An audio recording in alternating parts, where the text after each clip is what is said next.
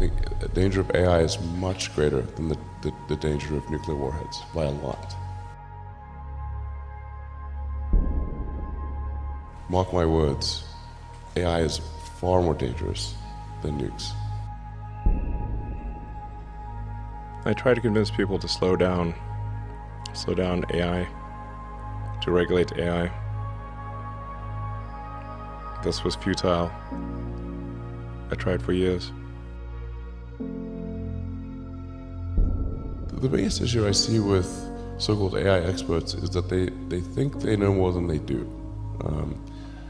And they think they're smarter than they actually are. This tends to plague smart people. They define themselves by their intelligence, and they don't like the idea that a machine could be way smarter than them, so they discount the idea, which is fundamentally flawed. That's the wishful thinking situation. I'm really very close to the cutting edge in AI, and it scares the hell out of me. It's capable of vastly more than almost anyone knows, and the rate of improvement is exponential. It feels like we are the biological bootloader for AI, effectively. We are building it. And then we're building progressively greater intelligence. And the percentage of intelligence that is not human is increasing. And eventually, we will represent a very small percentage of intelligence. It's going to come faster than anyone appreciates. I think it's, with each passing year, the sophistication of computer intelligence is growing dramatically. I mean, I really think we're on an exponential improvement path of artificial intelligence. And the number of smart humans that are developing AI is also increasing dramatically. I mean, if you look at like the attendance at the AI conferences, they're doubling every year. They're getting full. I have a sort of a young cousin of mine who's graduating from Berkeley in computer science and physics, and I asked him, like, well, how many of the smart students are studying AI in computer science? And the answer is all of them. With a better approach or better outcome is that we achieve democratization of AI technology, meaning that no one company or a small set of individuals has control over advanced AI technology. I think that's very dangerous. It could also get stolen by somebody bad, you know, like some evil dictator of a country could send their intelligence agency to go steal it and gain control. It just becomes a very unstable situation, I think, if you've got any incredibly powerful AI. You just don't know who's going to control that. So it's not as though I think that the risk is that the AI would develop a will of its own right off the bat. I think it's more that's the concern is that someone may use it in a way that is bad, and even if they weren't going to use it in a way that's bad, that somebody could take it from them and use it in a way that's bad. That I think is quite a big danger. All of us already are cyborgs. So you have a machine extension of yourself in the form of your phone and your computer and all your applications. You are already superhuman.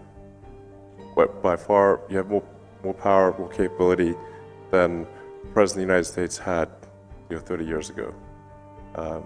If you have an internet link, you have an oracle of wisdom. You can communicate to millions of people. You can communicate to the rest of Earth instantly. I mean, these are magical powers that didn't exist not that long ago. So everyone is already superhuman. I just think the singularity is probably the right word, because we just don't know what's going to happen once there's intelligence substantially greater than that of a human brain.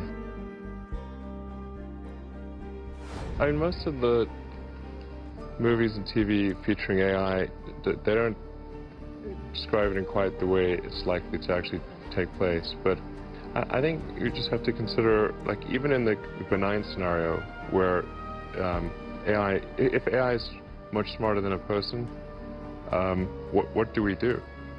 Yeah. What is that? What job do we have? I have to say that when something is a danger to the public, then there needs to be some government agency, like regulators. The fact is, like, we've got regulators in the aircraft industry, car industry, with drugs, food, and anything that's sort of a public risk. I think this has to fall into the category of a public risk.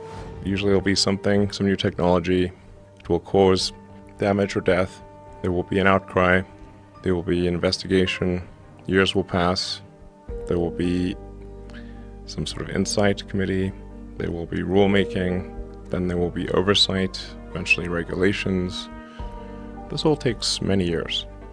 This is the normal course of things. If you look at, say, automotive regulations, how long did it take for seatbelts to be implemented, to be required?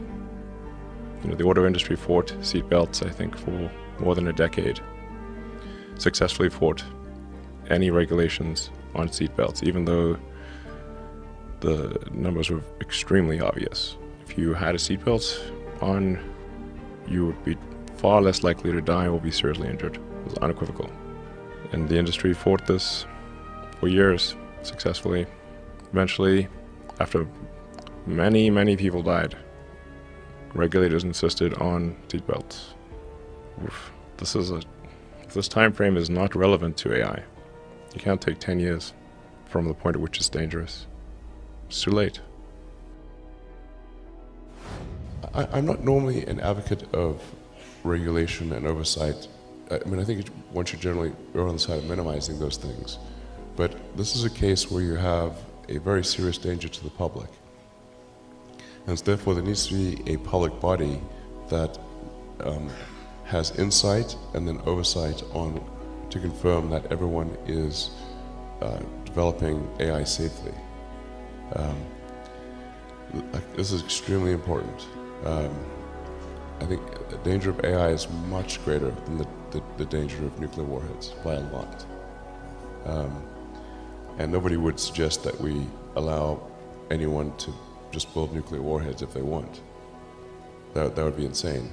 So why do we have no regulatory oversight? This is insane. And the intent with OpenAI is to democratize AI power. There's a quote that I love from Lord Acton. He was the guy that came up with power corrupts and absolute power corrupts absolutely, which is that freedom consists of the distribution of power and despotism in its concentration. And so I think it's important, if we have this incredible power of AI, that it not be concentrated in the hands of a few and potentially lead to a world that we don't want. I'm not really all that worried about the short-term stuff. Things that are, like narrow AI is not a species-level risk. It will result in dislocation, in lost jobs, and the sort of better weaponry and that kind of thing. But it is not a fundamental species-level risk, whereas digital superintelligence is. So it's really all about laying the groundwork to make sure that if humanity collectively decides that creating digital superintelligence is the right move, then we should do so very, very carefully. Very, very carefully.